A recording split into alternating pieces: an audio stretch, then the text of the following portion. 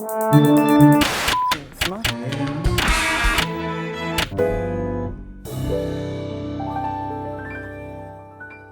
a sweet spot. It's almost a nighttime edition. Boy, the hour grows late here in midwinter. Kind of spooky out there. Pretty soon we'll have the twinkling of downtown lights behind us.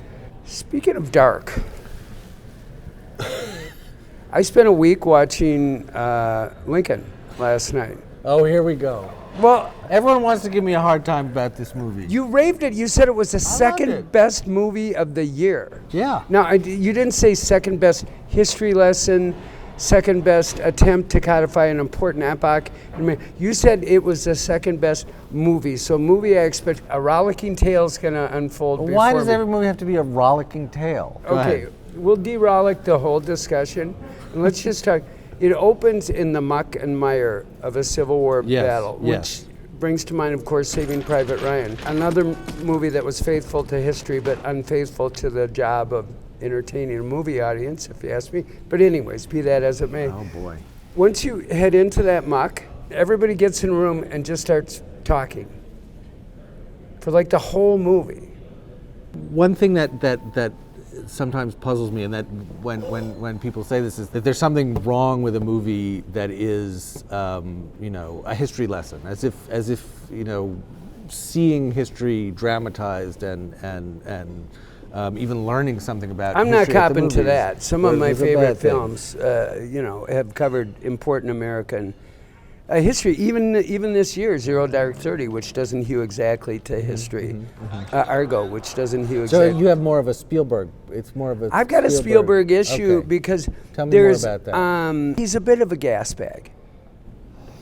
Well, I kind of I felt like that was appropriate and stirring. This is a big story. It's a big story. It's a huge story. It's a big personality. It's a big moment in history. I thought actually that Lincoln was absorbing. It identified a dramatic problem pretty early on. Here's this guy, President of the United States, clothed in immense power. Clothed in immense power. Clothed in immense power. Immense power. Attempting to solve Having one of the to great deal- injustices of human history. Yes, I thought it was It sounds suspenseful. so I thought it was exciting when exciting. you I thought it describe was it. exciting. One of the things about the film, it ticks off all the boxes. There's a lot of great performances in it, and it's about an important story. But what? It was 2.5 hours. Let's start with that. It ended 5 times, or 4, I lost count. I don't know how many times I put on my coat to go and then had to take it back off. Look, I think he's an incredibly accomplished filmmaker. Minority Report, one of my favorite movies of all time. Catch Me If You Can, very light touch, lovely. Anytime he gets involved in history, the portend overwhelms everything. Saving Private Ryan, Amistad. Give us free. There's all this endless signaling about what we're going to do is very, very important over and over. I mean, look at Warhorse, for crying out loud. I loved Warhorse. He is a filmmaker who likes to hit the emotional buttons to make you gasp in surprise, to make you choke up at the end.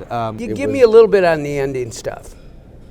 Yeah, it does. And this is a Spielberg something of a habit that he's gotten into. Although not only him. I mean, No, the rest of Hollywood caught it from him. The very long, multiple denouements. I thought in this case, it made sense that in a way, if you keep going, you'll get to us. You'll get to now. Blood's been spilled to afford us this moment now.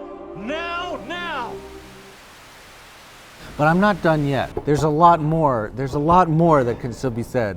For instance, how tall he was. They got the hat right. They got the hat, and apparently the voice. I mean, you haven't said anything about E.T. or Jaws. It would be great if by way of ending, a little alien would go sailing across here on a bicycle. Or a giant shark. But that wasn't ending. Done, cut.